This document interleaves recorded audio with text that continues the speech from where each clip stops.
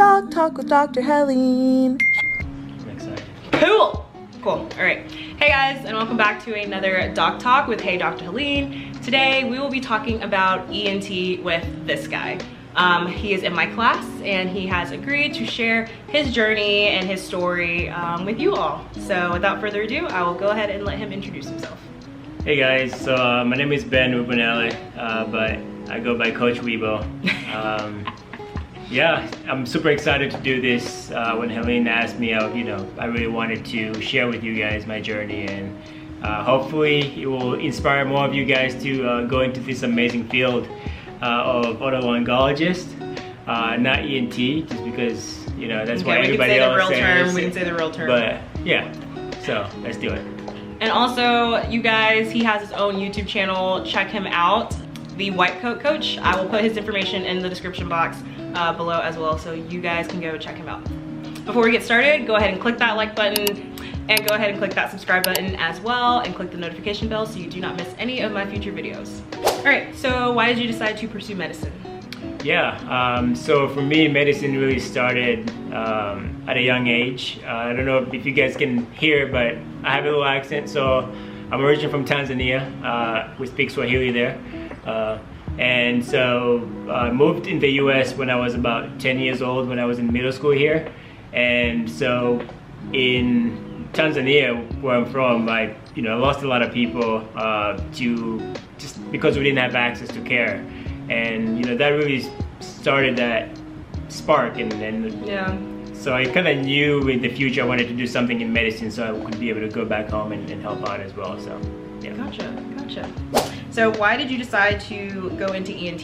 We don't have that as a core rotation at Morehouse. Yeah. So how are you able to explore that? Yeah. So I didn't know anything about ENT actually when I got into medical school. Okay. But one thing I knew for sure is that I knew I wanted to do something surgical. Okay. Yeah. You probably remember I loved the anatomy lab, and I just used to live in there technically. So ENT really I ended up finding it through a mentor. One time I was volunteering at a clinic, and I heard about the founder of the clinic, and his name was Dr. Moore, and apparently this was a surgeon who was like super dedicated in underserved communities and loves to go out there and just help people who are in need. And for me, I didn't realize that a surgeon can do those kind of things, right? So most people think, oh, you need to do family medicine or internal like medicine. Some type of primary care to help. To help, exactly. But I ended up finding a mentor in somebody who was really passionate about the same things that I'm passionate about, and they're a surgeon. And so for me, I was like, wow, I'm trying to combine all these things, right? I see ENT as a calling because I'm passionate about some things that are in ENT, and I also see that there's a huge need on certain populations on that, and it's something that I'm good at, right? So I love the head and neck anatomy area. I know most people don't say that, but I love it, and there's so much need not only here in the US, but there's a huge need in sub-Saharan Africa and where I'm from. And so I just knew I wanted to do something benefits just more than me, but others as well. So yeah, awesome, good. I'm glad that you were able to like combine those things and learn early on that you can specialize and still devote yourself to an underserved community. So yeah. So for the people who may not know exactly what all is required by an ENT, can you kind of explain exactly what you would do? Yeah. So ENT, aka otolaryngology, head and neck surgery. We say that because ENT really makes the field narrowed, right? So it's ear, nose, and throat, but most people don't realize of how much otolaryngologists actually do. So not only we do ear surgery, right, and you can do nose surgeries, but you can deal with head and neck cancers. So you do these huge procedures where you take out cancers and you actually replace with different tissues in different places, right? You can do plastic surgery. So when you see facial plastic surgery, that's through ENT. So some people don't realize those things. You can do sleep medicine, right? So people with sleep apnea need surgery sometimes to help them breathe. That's another thing. You can do otolaryngology. There's so many things. You can do pediatrics ENT. So most people don't really realize the broad spectrum of ENT And so I hope this is going to help out to kind of know there's so many things you can do in that area. So, Thanks for that definition. So you already kind of talked about your mentor and how that kind of led you to ENT. What else did you utilize your mentor for? So I can't stress enough the importance of like having a mentor, especially in a field like ENT. It's so competitive, and you know, for me, I utilized my mentor whenever I wanted to do research. So I had to go to them and say, hey, you know, I don't have a program in my school, and what can you help me for me to get better at this aspect of my application? And then, you know, OR time. So for me, I actually reached out to him when I was a first-year medical student to get some OR time during summertime or whenever we're in Christmas break. So I ended up going to Grady during Christmas break and just scrubbed in and learned so much about the field that way. Nice. So did you get a rec letter? Yeah. So I would say his letter of recommendation was probably one of the main reasons why I probably match at all, just because of the relationship that I had with him and the mentorship that he provided for me throughout. So awesome. So how many programs did you apply to? How many interview invitations did you receive? How many interviews did you go on? And how many programs did you end up ranking? Yeah, so I applied for about 70 programs. Wow. That's kind of... Is that standard? Yeah, it's pretty standard for ENT. There's about like 100 maybe 102 or something programs. Okay. And most people usually just, you know, apply to a lot because it's competitive. Yeah.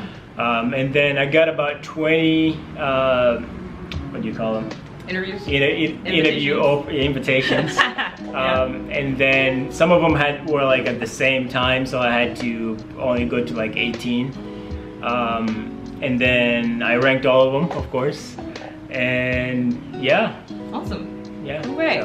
So, you know, completely different than emergency medicine, right? I applied to like 50 programs, and I only ranked 13. So definitely when you apply, it's kind of very specialty specific. So really like look out for these things in these videos that I'm putting out for different specialties, because it really does vary in like what you're applying to.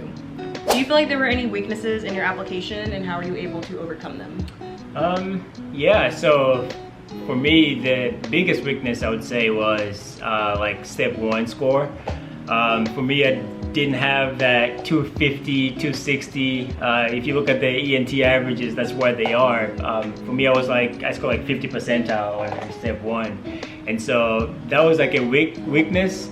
But overcoming it for me was so important to take step 2 early, right? So you gotta grind and take step 2 early so that you can show I have this improvement. And so I did that, and I had like a 20 points jump from step 1 to step 2. So that saved me a lot. Yeah. And then another thing was, so I noticed a lot of people don't think about your rotations are as important.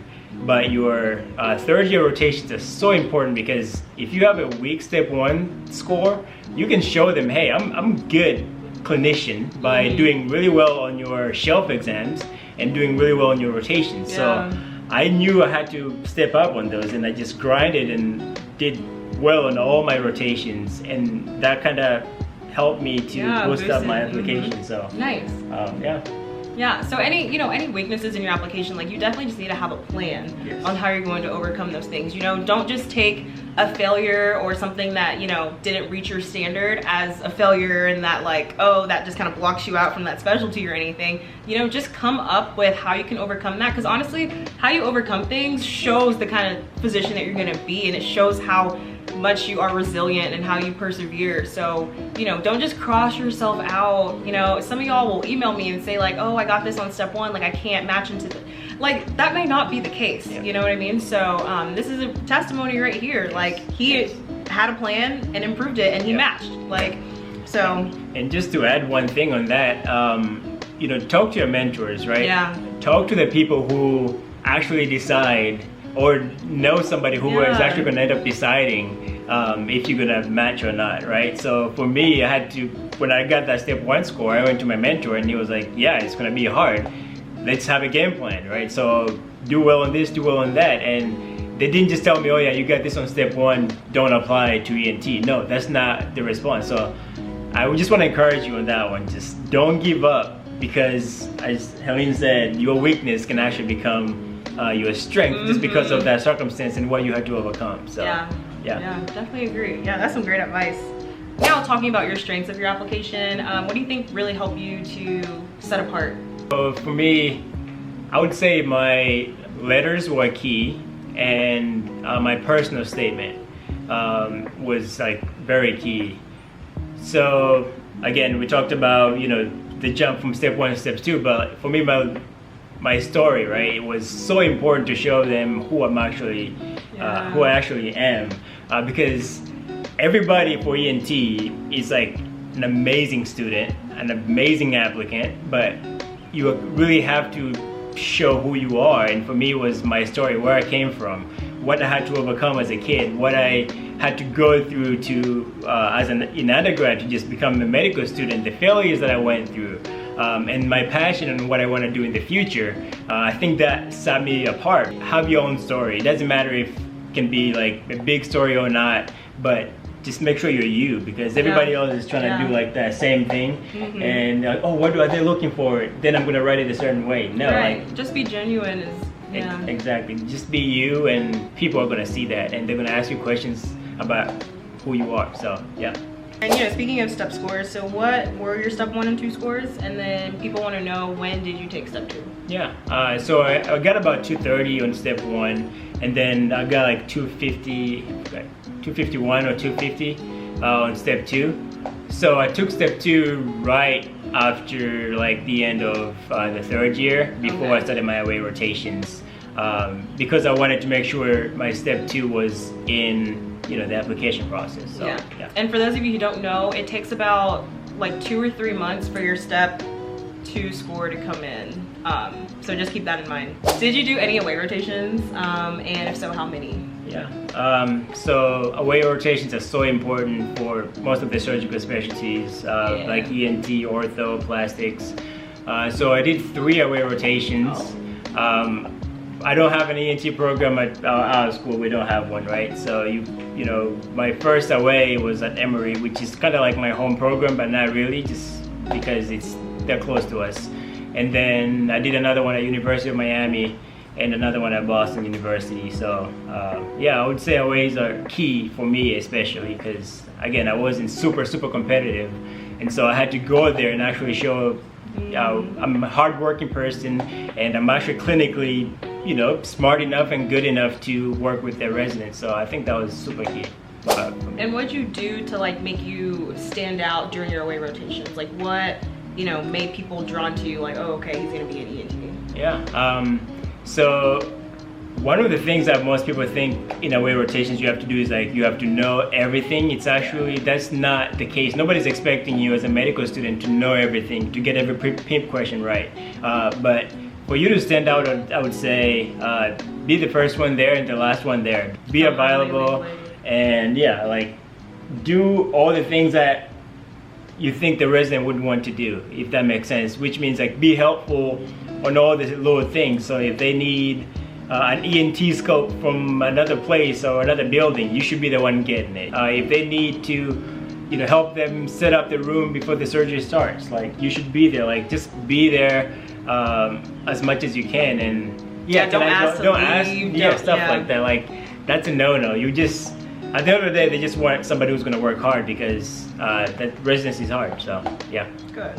So you spoke a little bit about doing research. Can you talk a little bit about that? And then did you have any publications, and like, was that important? Yeah. So again, for ENT, you know, they look at everything, and research is one of those things that are important. For me, I started doing research since I was in undergrad, and don't brush off all your undergrad things because they're important, right? So they look at a whole picture. So one of the things I worked on in undergrad was just like research in neuromuscular physiology in my engineering department, and that's good. Put it in there. Then for medical school, I ended up working with, again, my mentor on a few projects, and I ended up getting a poster on one, and then I also had some ortho projects that I was working on that I ended up presenting on one. So It doesn't have to be ENT specific sometimes, because some people find ENT on their third year, and they're like, oh man, I don't have an ENT. But no, all that matters, it's not about publications or poster presentations or the topic. All they care about as you a medical student is, can you start a project, and how have you progressed toward that project? That's what they're looking for. That's what's behind research. Don't worry about having 5. Have one solid project, and that can be it. And that matters. You're like very involved in. But you were very involved in. You were the first author. You were like the one who wrote the program behind it and all that kind of stuff. So, yeah. Yeah, that's some good advice there. Can you describe your interview experience? You know, what kind of questions did they ask you? I know you talked, you know, a lot about, they asked you about research. You know, what else were they grilling you on during your interviews? Yeah, so one thing I love about ENT, it's the personalities. It's a field where once you get into it, you'll know if you fit in or if you don't. Just because like everybody's like very chill. It's not like a gunner type of a field, and everyone is super nice. And so my interviews were pretty laid back. Everybody just was genuinely trying to know who you are. At least that's what I got from them. And you know, they were interested in my story and the things that I accomplished during medical school. So I think that was probably the strongest part about the whole application for me, was my interviews, because I love to talk. And yeah. Okay, nice. Did you ever get asked about like anything non-medicine related, like your hobbies or anything like that? Oh yeah.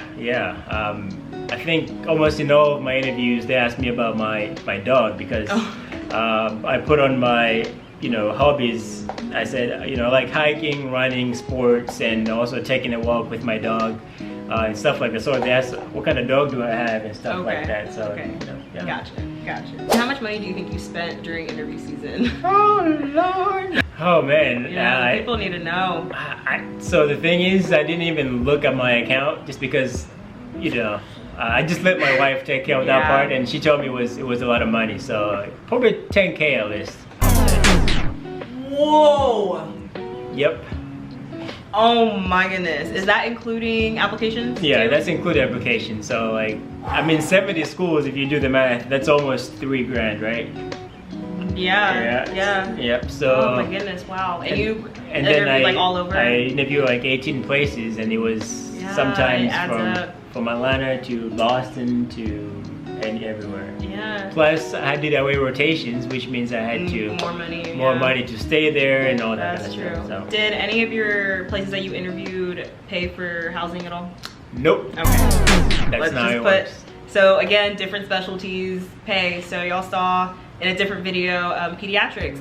A lot of the time they get their housing paid for, but in other specialties, it is not like that. So, yes, basically interview season, it's really just an investment into your future. Like, it's expensive, and people, may not realize how much money like we actually spend interviewing for a job, but at the same time, you need a job at the end of medical school, so a lot of people will use credit cards. I know me, I used a credit card during interview season, but I still paid it off every month. Some people may have scholarships, so it all just kind of like depends, but it adds up. It's an expensive thing. Yeah. It's worth it though, so. Okay, so what are your future aspirations or goals that you want to achieve within your specialty? Yeah, so for me, one of my goals is really to actually include some of my engineering background in the field. I forgot to mention that when we were talking about why ENT. That's also something that made me unique in that area, just because I did biomedical engineering as an undergrad, and so there's so many opportunities for innovation and technology as a surgeon in the field of ENT. So I want to incorporate that in there, just to come with different innovative ways to treat these patients. But most importantly for me, I want to be able to go back to either Tanzania and all these underserved areas, and help teach. This is what was one of the questions I was asked in my interviews, and I was talking about mission trips. They're really amazing, and I'm glad for them. But the thing about mission trips is that sometimes you just go in there, you do surgeries, and then you leave, and then you don't have any continuity of care. For and me, it's not sustainable. Exactly, Yeah. exactly. So for me, I truly believe about educating the people who are there. Exactly. And so that's kind of one of my goals. Is really, there's literally, you can count in one hand how many ENT programs are in Africa. And so one of my goals is to really help build some type of residency programs where you can treat more people. Yeah, that's actually one of my goals too for emergency medicine. Nice. And to help like improve emergency care access abroad. Yeah. Amazing. So what will your day-to-day look like? So for ENT, again, we have fellowships, right? So I'm not sure what I want to do for fellowships. Plastics, head and neck, pediatric, as I was talking about. Right now I'm between head and neck surgery and plastics or general. So and all that's going to be very different to look at whenever I start practicing. But I love the OR, so at the end of the day, I think I want to spend more time in the OR than anything. So yeah. Gotcha. What do you like to do for fun? Who are you outside of your white coat? Yeah, outside of my white coat, I'm Coach Weibo. I'm just kidding. Man, I'm a husband first. I enjoy exercising and running and playing sports. That's something that I grew up doing, and so it's been a passion for a while. And just spending time with family, and whenever I can, just giving back to my community. So yeah. Awesome. And then last but not least, any general advice for a pre-med student or a med student, wanting to take on this journey? Man, I don't know where to start. Becoming a doctor it's not like easy at all. But again, it's worth it, especially if it's something that's in your heart. Don't just look for the money or the prestige and the status of it. But if you have it's not worth it if those are the reasons why you want to do it.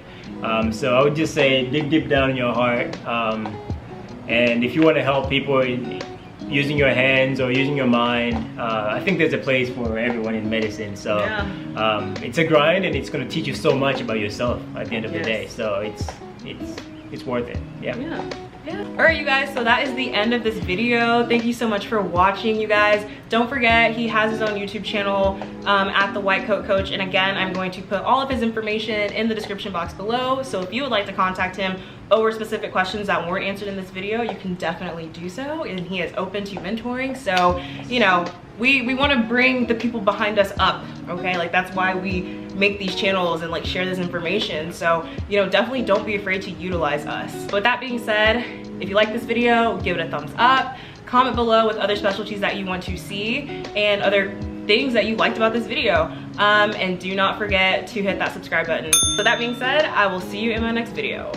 Peace. Come on, peace. With Peace. you. Yes.